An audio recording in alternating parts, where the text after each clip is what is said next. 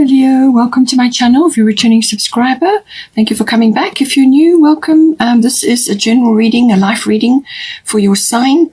But please don't forget to like and share, like and subscribe, as that does help to move the videos around YouTube as well. Okay, so let's have a look here what we've got. We've got a bit of a mixed bag this time around. We've got the 8th house coming up. The 8th house is to do with a couple of areas, which may be coming up for you at this time.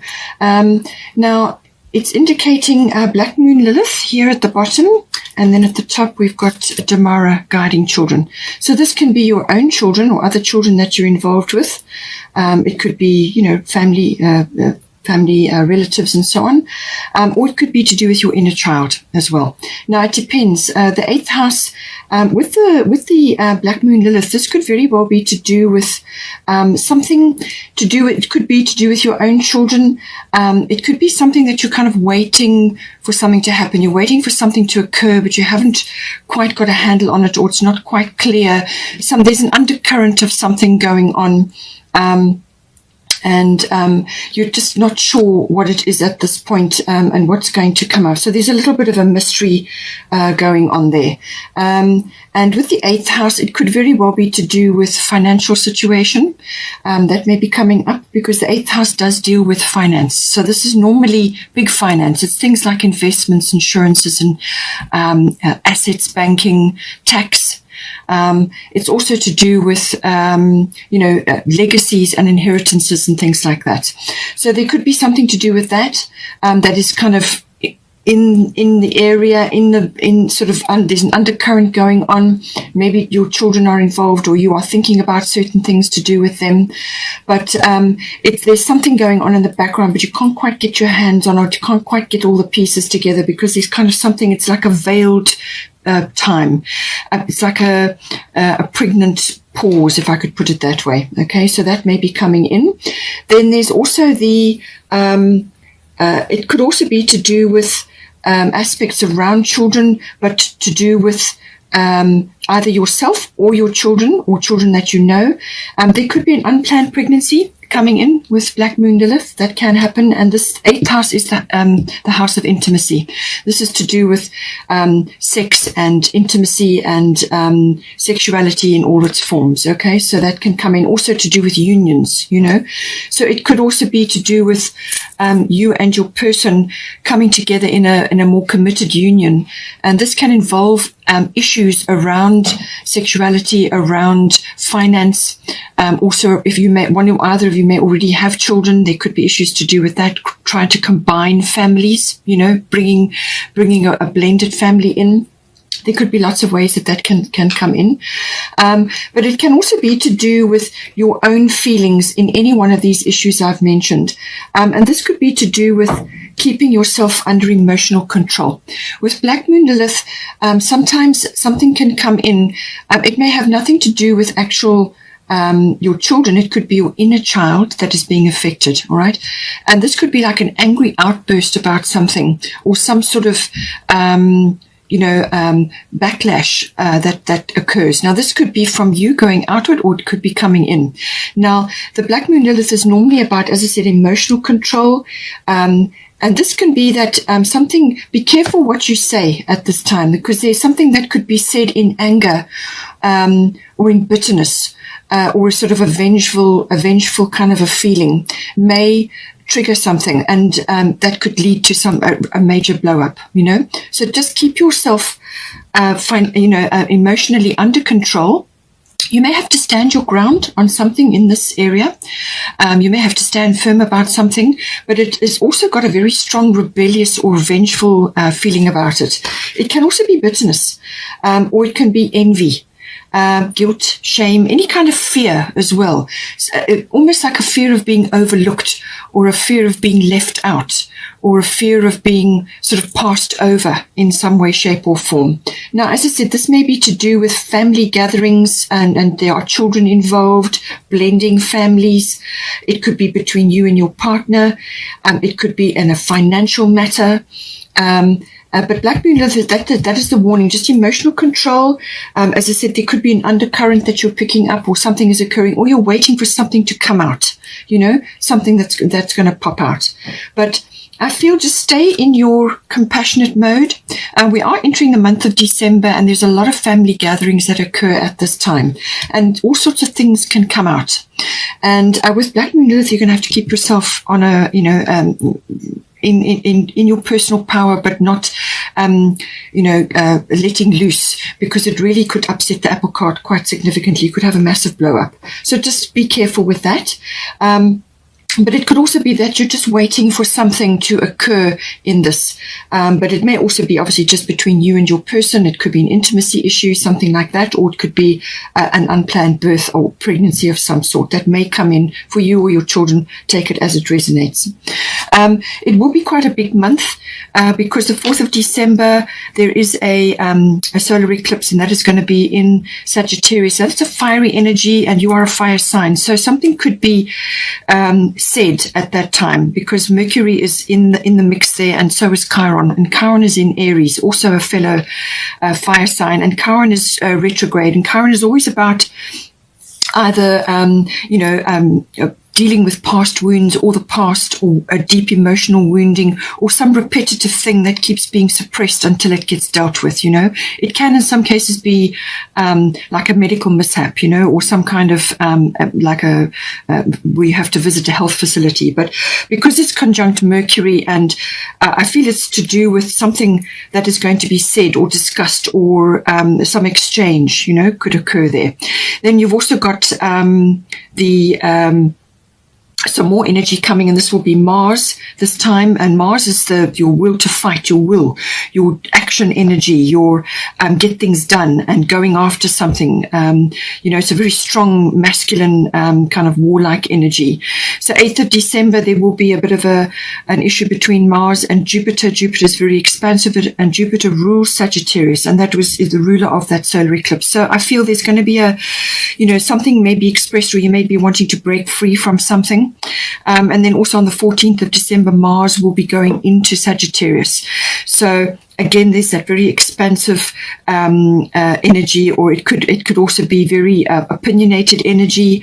It can also be overboard, over the top, but it's a very expansive energy. It creates vision, So just see how that comes in. And then also there will be again a tight energy between 24 and 29 December, and those are all family celebration dates. So I feel this is going to come in somewhere in here. So stay in your compassion energy. Keep yourself reined in, okay? And if there's any drama, just pull back. We'll get to that.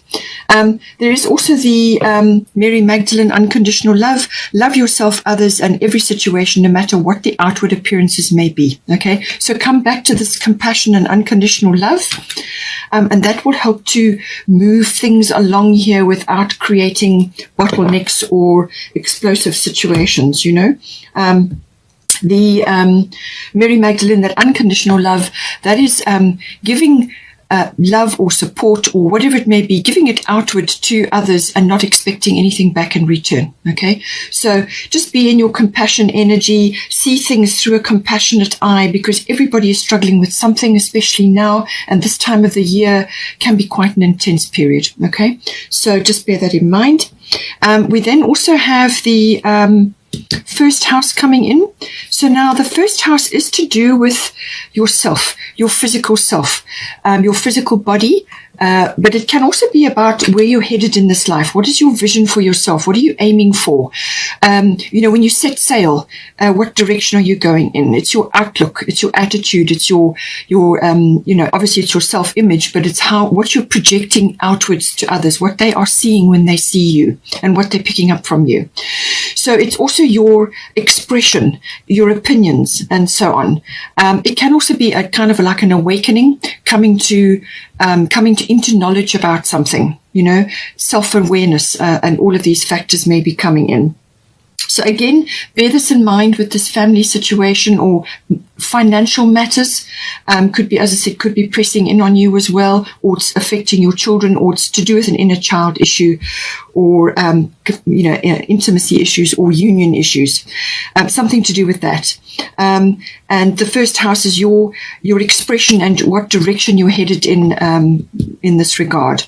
Now we have got at the bottom water element sensing, and then at the top we've got a leap of faith.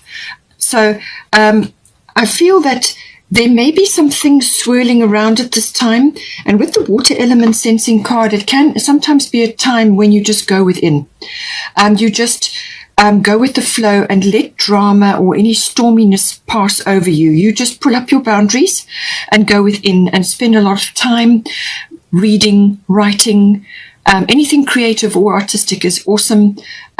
Meditation, dreaming, planning, resting, sleeping, because your energy, I feel, is going to be low. Okay, it's going to be low, and it's coming into your first house, which is your vitality and your life force and things like that.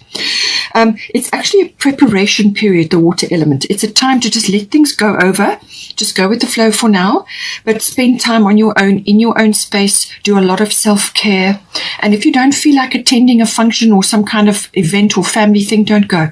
All right, just stay in your space, in your place, and get busy with your own creative or artistic things, because that will bring you into the present moment, and it helps to connect you to higher consciousness and bring in self-awareness and awakening, which is important. Okay, and it will also help you to coalesce what it is that you're wanting to do going forward, because the water element card can be a pause before action. So this is like a preparation before you move ahead. So let things pass over you without interference. Don't intervene if something is occurring. Just let it go, especially if it's a family-related thing, and just go within and do your artistic or your creative things, your reading, your writing, self-care, sleeping, dreaming, planning, all of those things, and that will help you. You may just need to watch your boundaries as well, because obviously, again, things come in. You've got the unconditional love and you've got the compassion, so that's great, but don't allow others to take energy from you or take advantage of you while you are in this quieter, compassionate state of mind, Go within and enjoy that peace and quiet, and just be in your own environment and your own artistic and creative things, and that will help you. It could even be musically related, meditation, yoga, whatever it is that you like to do. Go retreat into that, because there's a preparation. I feel that you're preparing for something. Something is coming in, and you just need to take that time to recharge your batteries and your energy, And then when you are ready, when you've formulated what it is you're going to do and figured out what you want to do, and you've received information, because when you're doing these artistic and creative things, your mind gets out of the way, and then that makes space to bring in intuition, which is what we're going to get to. And that's going to bring you intuitive ideas or thoughts or feelings and so on. When you're ready, then we've got Orna, leap of faith. Okay, so take a risk and put your heart's true desire into action. I feel that you're formulating something, and this is going to determine the direction that you're going to go in, but there's a leap of faith required here. So don't be scared, don't procrastinate, don't suppress what it is that your heart truly wants. It's just saying that there's a risk involved here, and the 9th house can be about risk. There's something that you want to do, or something that you want to put your heart into, or it's something that you've long held in your heart, which is now knocking on your door again. It requires expression of some sort, okay? And you may just need to put a few things in place. You may need to plan a few things. You may need to get your head around certain things. But when you're ready, and when you get the go-ahead, take this leap of faith, all right? And don't be afraid. You've also got endings and beginnings coming in here. So this is a big cycle shift or a change of some sort. And then you're going to see which direction it is you want to go in. But don't be afraid. Leap of faith, Orna is with you, and the universe is behind you, especially if you do this preparation and this going within, and that's going to help you a lot. You may also be stressing about finance. The 8th house, as I said, is about finance. You may just be waiting for something to fall, waiting for the other shoe to drop. That kind of feeling may be going on. And it could be financially related, because you've got 5 of autumn here as well. Now, this can be about, it can also be about attitudes or beliefs around lack, having a lack mentality or a poverty consciousness. If that is the case, then do everything you can to release that and let it go. It can also be unnecessary worry about things. It can also be, like wanting to move forward with something, but you need support or you need to ask for help. So it says here, reach out to others for assistance. It says poor timing for a career change. So I feel that you're formulating and there's time to prepare here. If you are planning something like that, make sure that you get all your ducks in a row and that you analyze things carefully. So do this dreaming and planning and go within, and then you will know what to do. All right. But it says here, feeling challenged by money issues. It can also be, as I said, a fear of lack or lack consciousness or poverty consciousness. But it can also be that you just need to ask for help. And this is from your spirit team. It could be from other people around you. Certain people around you that you can request. With the Grand Trine coming in, it could also be that you can approach an institution or some sort of funding to help you. It's a very good time with Grand Trine blessings to ask for a loan or some sort of financial backing or something to do with that. With the Grand Trine blessings, you can be successful in that. Okay, so ask for help. There's something or some facility available to you, and I feel you can do that. So don't be afraid to ask for help. Say a prayer beforehand, do your meditations, go within and get your planning, work things out, what it is that you want to ask for. This is the formulation before action, and then we've got the actual putting the nuts and bolts, the figures and the words together comes in as well. But this is like preparation, and this is gearing up your energy in order to do something. All right. You may want to be starting your own business or doing something along those lines, and this is where the leap of faith comes in. That leap of faith could be a number of things. It could be touching on a number of areas, but it's something to do with the direction that you want to go in. It could even be health related, It could be that you are in a low energy and you may have a health issue. And then there's something that you need to do and something you need to change, perhaps diet or environment. Perhaps you've got toxic things in your environment or toxic things in your diet. Perhaps you're just doing too many things on the media front and you've exhausted your body, because nervous system can come in. And it's coming in with Virgo. So your nervous system could be overtaxed right now. So you may have to make a few changes, formulate what you're going to do, release certain things, and then you will know what to do and take the leap of faith. Okay. Then, as I said, we've got Virgo coming in here. So Virgo is an analyzing energy, but it's quite a soft energy, the Virgo. But it can be very detail oriented. All right. So this is about checking, analyzing things, checking details. Now, this can be anything related to what I've talked about. It could be a plan that you're trying together. You may be wanting to get a business plan together, but you're going through the dreaming and the planning and the quietness while you prepare. And then you go into the next phase, which is putting things down on paper. It could be writing words, publishing, things like that. You may be a writer, or you may want to write something, or you maybe want to get coursework ready for something you want to launch. But it could also be figure related. And this is where the 8th house and other indicators are coming in to do with the career change or the finance. You may need to get a business plan together, whatever it is. Okay. This Virgo analytical energy is coming in. But the other side of Virgo is also the analysis paralysis. You could be going overboard with that. Okay. So just make sure that you're not overtaxing yourself. Worrying can come in with Virgo. Virgo can be a real worrywart. And it's unnecessary. You don't need to do it. What it will do is it will create a situation like a negative loop where you draw towards you the things that you're worrying about. So don't worry. All right. Rather spend your time in self-care, rest, plan, dream, get things sorted out, but be positive about what you're doing. With the 5 of autumn, sometimes you can have a very negative outlook or a very negative attitude towards certain things. You don't want that. Okay. You want to be positive. Yes, there is analysis to be done, but you're more than capable of doing it. I can see that in these cards here. More than capable. So just apply yourself when you're ready. It's a sifting and sorting energy. The positive, beautiful aspects of Virgo is that being able to analyze things, to look at pros and cons, also to give advice. You may be giving advice to others. Or if it's not advice for your nearest and dearest or for yourself or your family, then it may be very well advice for others. And this is about pros and cons. This is about giving people options. and saying, well, this is what we can do and how this can be done, and this is the plan, that how it will look. So it's that ability to come up with a plan or solutions, or to look at things, sifting and sorting, analysis. Also writing and words, and numbers may come into this calculation, or whatever it is.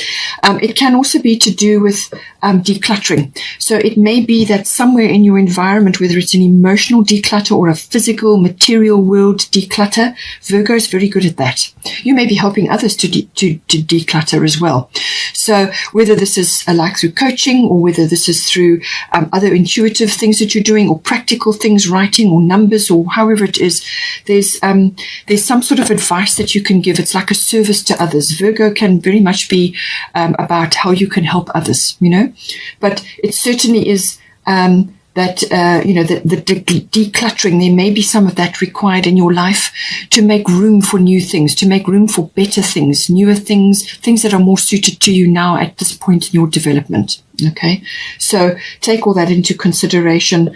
Very strong detail analysis and weighing, sifting and sorting, and coming up with progressions and probabilities and possibilities, and looking at things, giving a very unbiased view. All of those wonderful Virgo qualities.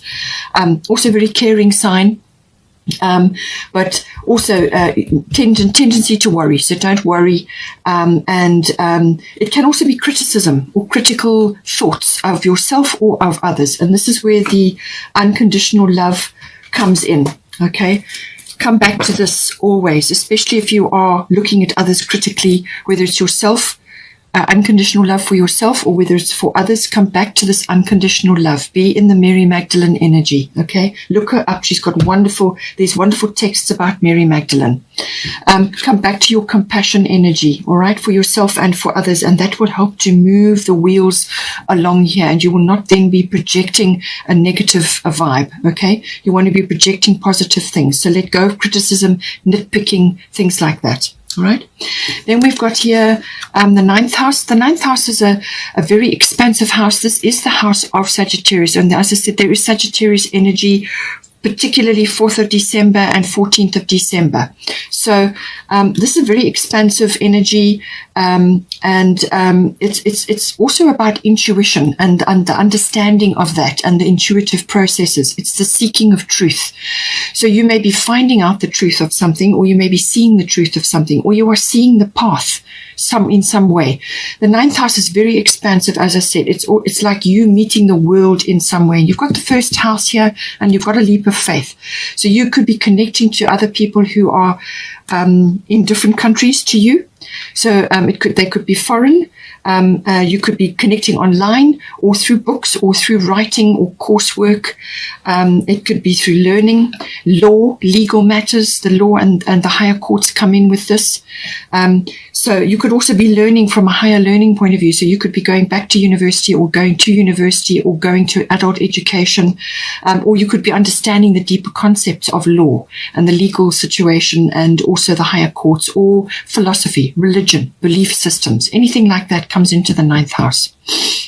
It can also be adventure and exploration of some sort. Now, this could be travel, long distance travel, or international travel. And this is where the international aspect or foreign aspect comes in. Learning about other kinds of people, where they live, their cultures, visiting places. You may be wanting to go on a journey. There's a number of ways that this can come in. But it's expansion. It's you meeting the world in some way, shape, or form. It can also be, as I said, from a career point of view, it could be publishing, writing, journaling, or journalism, and there's some sort of risk, a little bit of risk attached to this as well, because Jupiter is rules this house, and it's a very expansive house. But it could also be to do with like going on a quest of some sort, if it's a spiritually related quest as well.